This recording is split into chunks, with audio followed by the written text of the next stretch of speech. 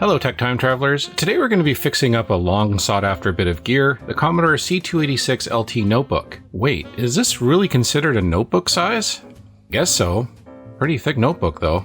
Yeah, this one's been on my collecting list for a long time, but they've often gone for way more money than I thought they were worth. I got kind of lucky price-wise with this one because it had a decent buy it now. Of course, that could be because the bag was covered in something. Oh man, where did the seller find this thing?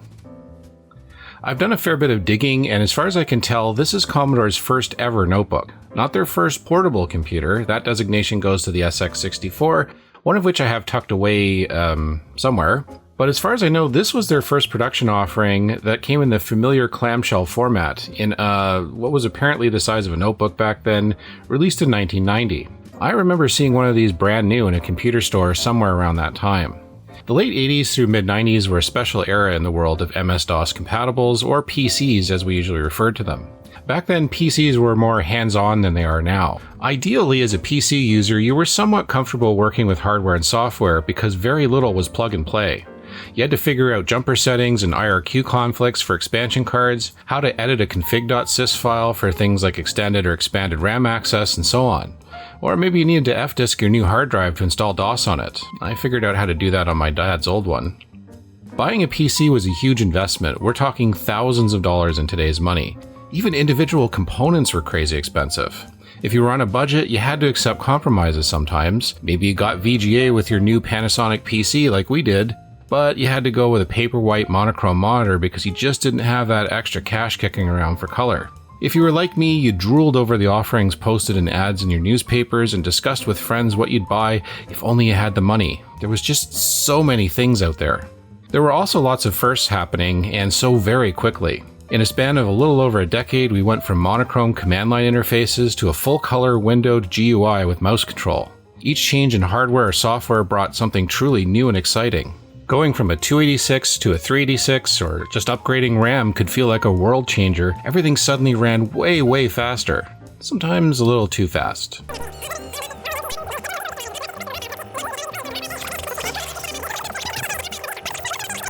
Like, how do I describe to someone who wasn't around back then what it was like to suffer for years with 4-color CGA and then suddenly have 4 times as many colors on screen, like when I discovered Dad's new Toshiba portable could output EGA? Could I possibly relate to you how special, chunky, low-res 256-color games like Crime Wave were if you hadn't known anything but 1080p? How exciting it was to see video displayed on a screen that measured less than an inch thick. Imagine thinking 100 megabytes was an unfathomable amount of space that no one could possibly fill, or finding out that these little plastic discs could hold 6 or 7 times that amount. 6 or 7 times! And sound. Most of us early PC users were stuck with that damn beeper sound. Oh man, I can't tell you how exciting it was to plug in my AdLib Gold board one Christmas afternoon. How do you explain to someone what it was like to communicate with your computer with people locally, regionally, and even globally for the first time before smartphones were a thing? Back then, a man could even sell his old computer equipment for a decent amount of money because it didn't depreciate worse than a Chevy Cavalier. Yeah, I just can't relate to people who didn't experience our PC deprivation. You who never knew DOS were born on a digital third base. Of course, in 1990, I was 14 and I had $0 to participate. That was my dad's department. In the early 90s, you were lucky if your household had a computer at all.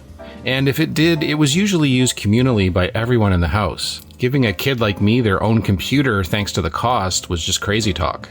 Anyway, when I saw that C286-LT with its brilliant blue LCD on display at our local computer store in around 1990, I wanted my dad to get it in the worst way.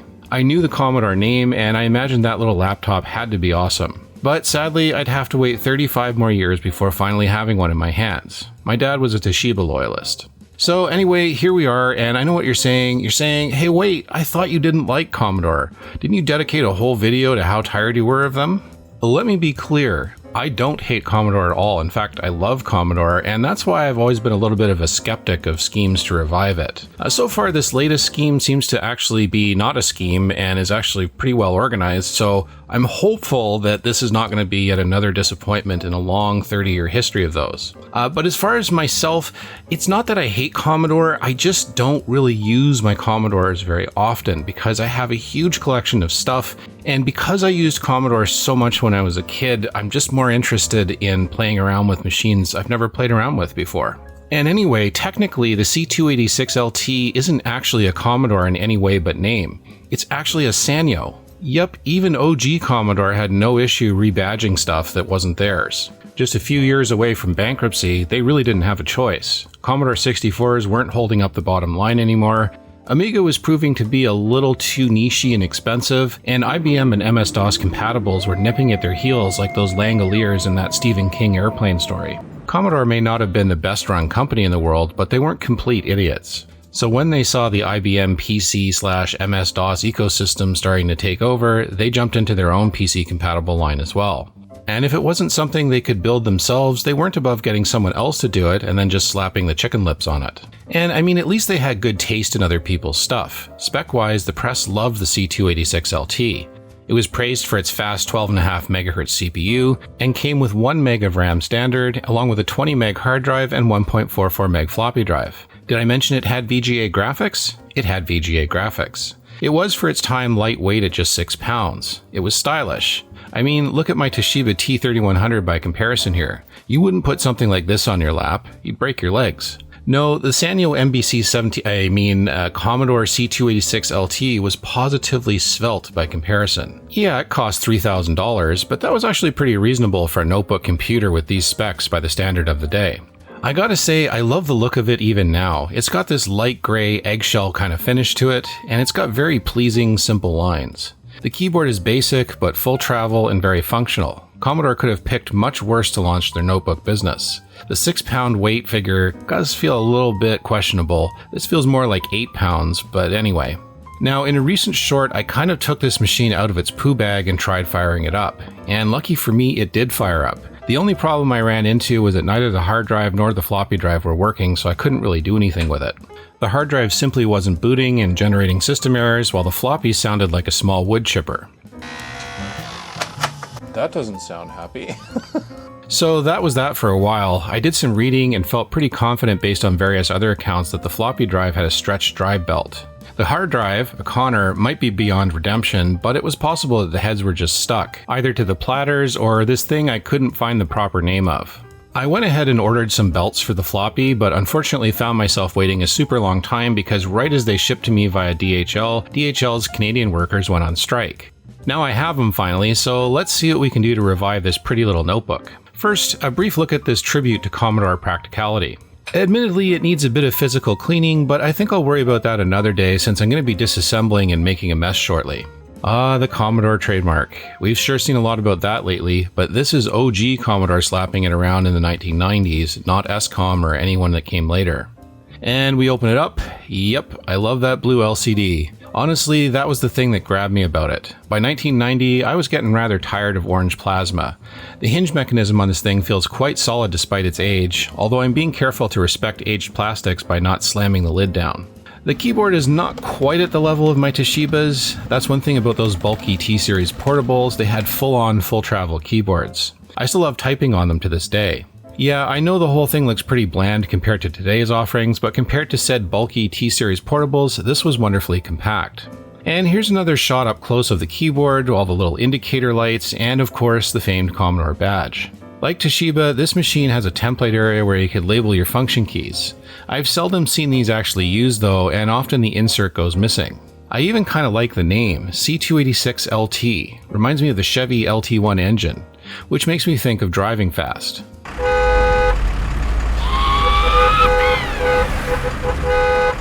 Shut up!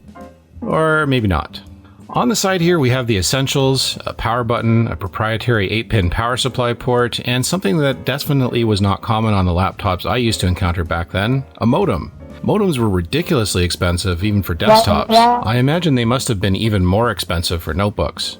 I note that the color of the plastic here is the light gray that I think Sanyo used for their own machines. I'm thinking they couldn't be bothered producing a darker plastic bezel that matched the rest of the Commodore variant.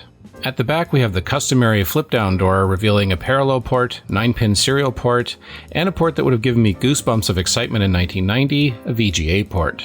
On the other side we have a 1.44 meg 3.5-inch floppy drive and brightness and contrast knobs for the screen. We also have something you don't see very often on modern notebooks, a reset button.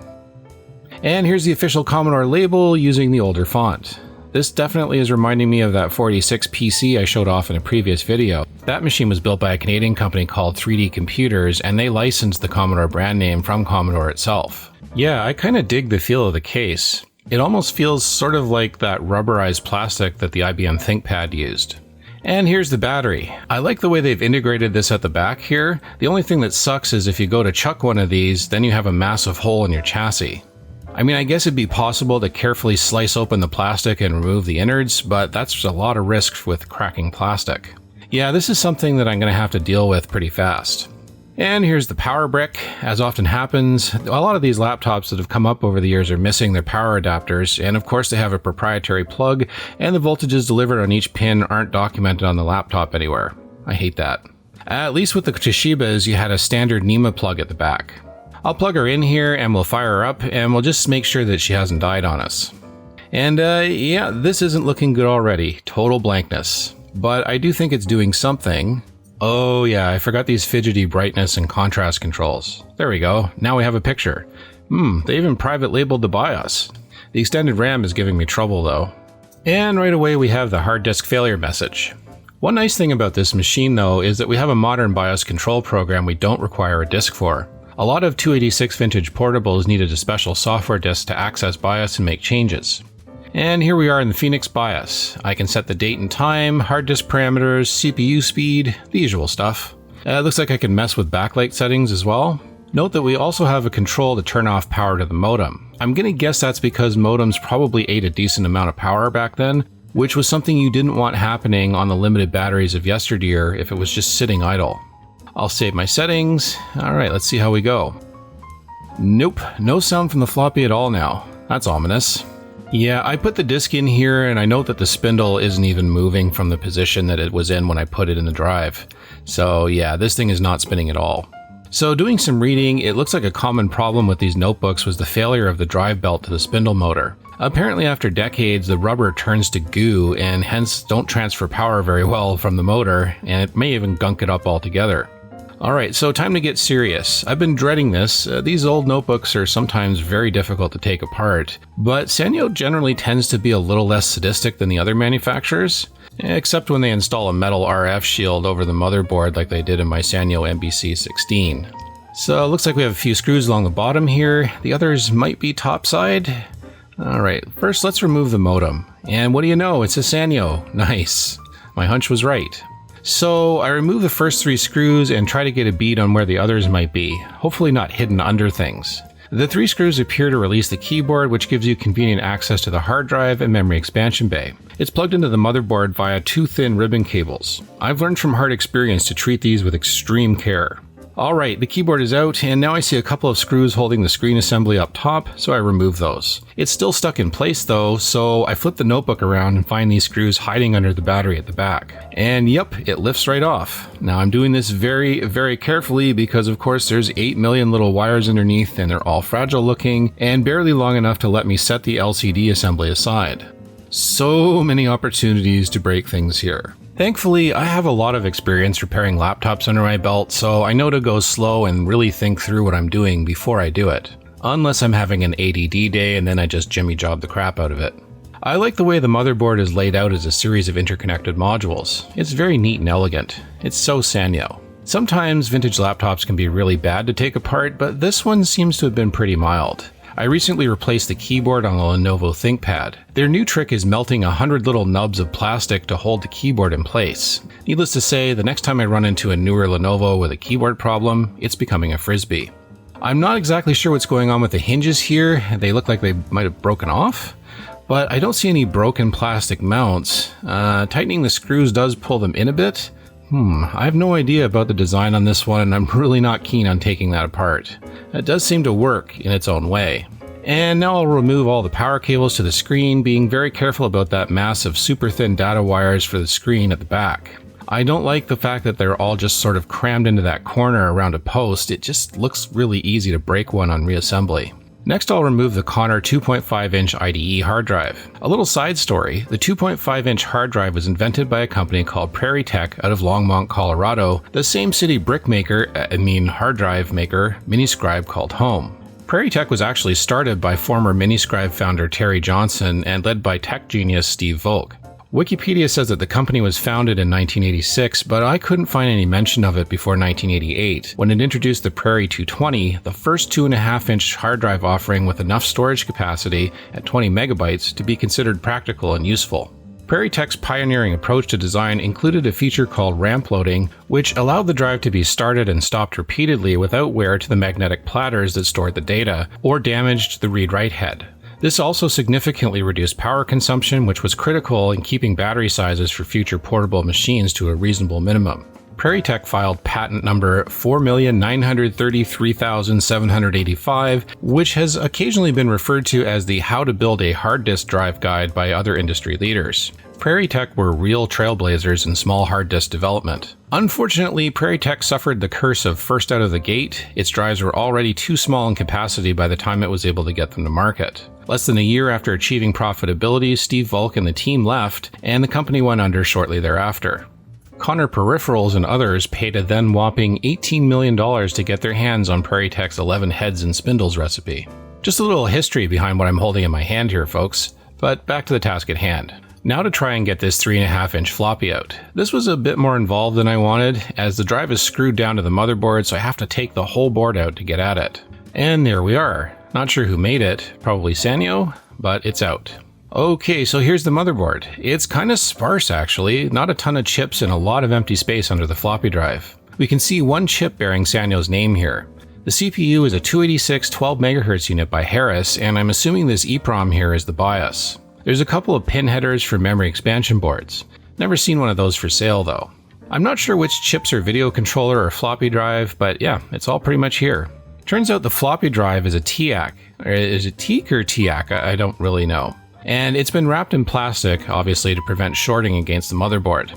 I start by removing the cover, and then I'm immediately presented with what I expected. The rubber belt between the spindle motor and spindle has snapped. Not just snapped, but melted into a nasty black goo that leaves ink-like stains on everything it touches. It's really tricky to remove it because the motor head is in a really confined space, the belt is stuck to everything around it, and I'm really reluctant to take this whole drive apart.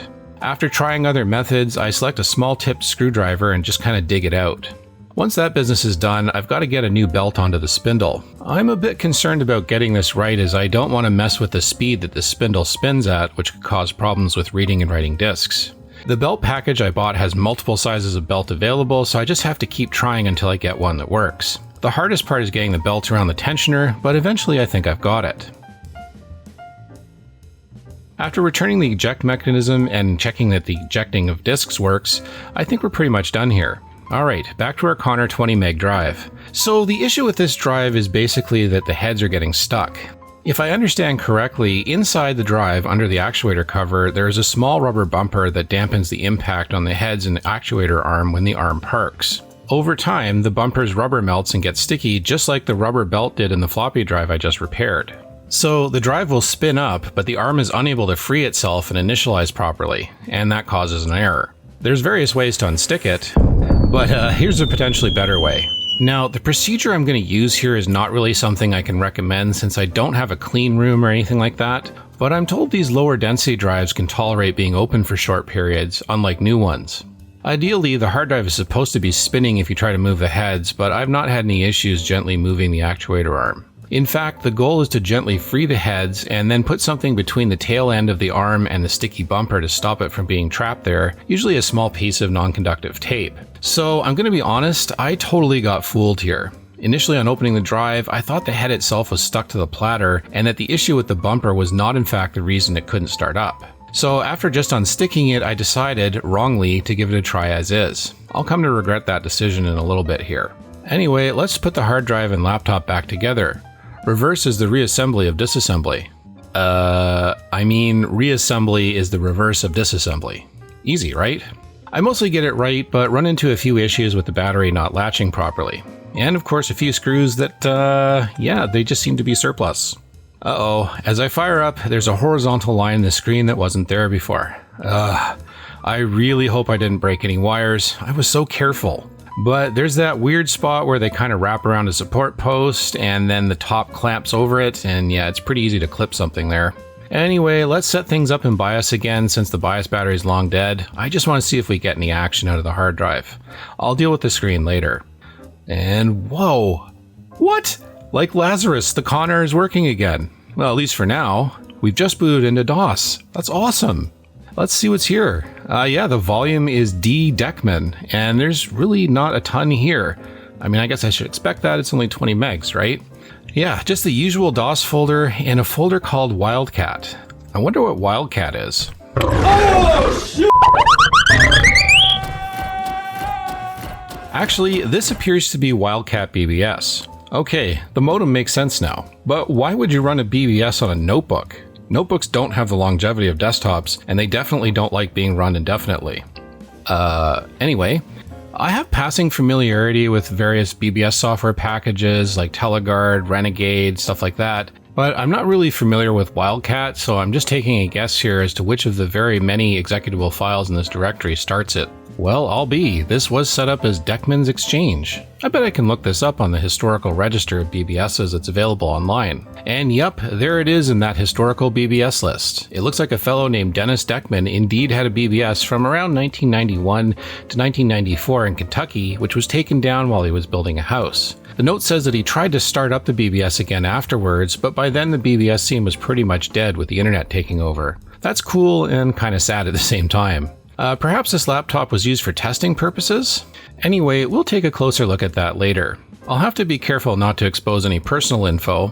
I mean, I'm letting Dennis's name out there because it was obviously in the public domain before, but other people might not appreciate having their private messages or something exposed to the internet. However, I just want to return to trying to fix the screen issue if I can before I dive any deeper here. Taking the laptop apart again, I didn't really see any damage to any wires or anything, so I'm a bit mystified as to what's going on with the screen. So I decided to just really try and secure things properly, and now that I'm confident all is working, I'll try firing it up with a boot disk to test my floppy drive repair, which I totally skipped over in my excitement about the hard drive.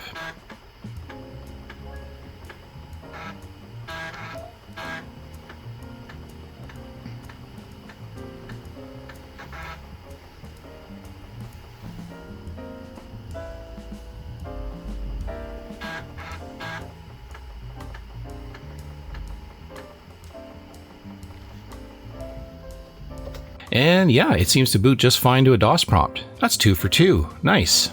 So let's have a look at Wildcat a little closer here. I just want to see if there was any user data. Maybe Dennis would like to have copies of that if he's still out there. I'm not really sure how Wildcat's user interface works though, so I'm just trying to figure out how to do a local login. However, I do notice that it appears to have only one user. Dang. There's so many little executables into this, but I'm really not sure what half of them are. One problem I have is that to log in I need the sysop password, and that's the only user. After delving into utilities a bit, I find it. My IT brain is amazed that the password is just sitting there in plain sight. I've obscured it for the video, but yeah, it's like right there, no encryption whatsoever.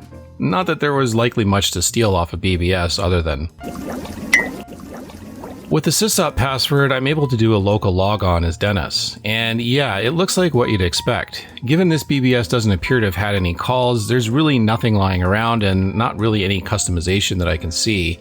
Darn it, no BBS secrets and no... for us.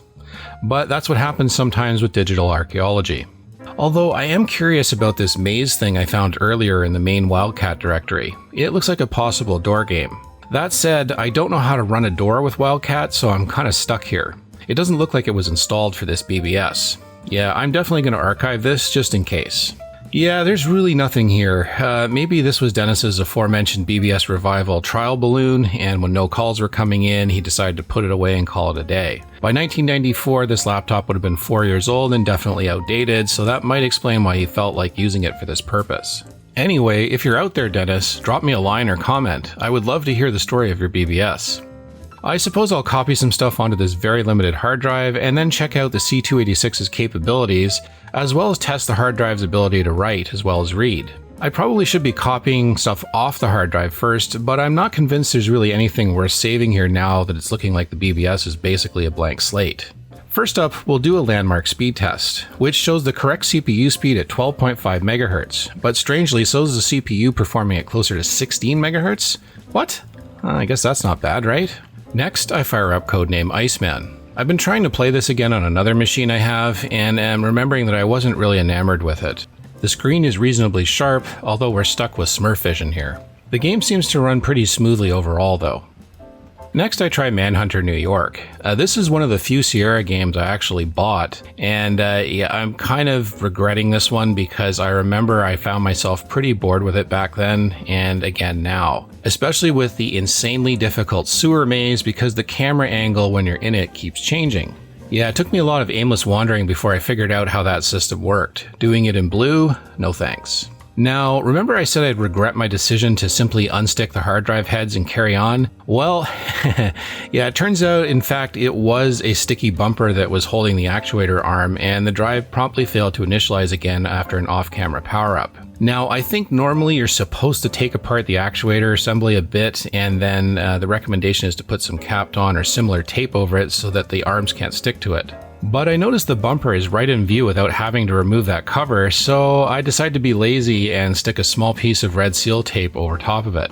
And now through multiple stops and starts, yeah, this thing is working. Fantastic. And that's it for this video, folks. Another machine raised from the dead. Yeah, I still have to unpoo the bag it came in and clean it externally, but at least it's functional, and that's sort of the important part, right?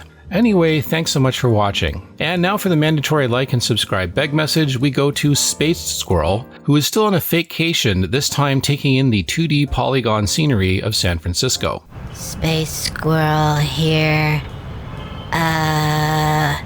in San Francisco? Ow. If you've enjoyed this, video thing, maybe like and subscribe or something. Spaced Squirrel out.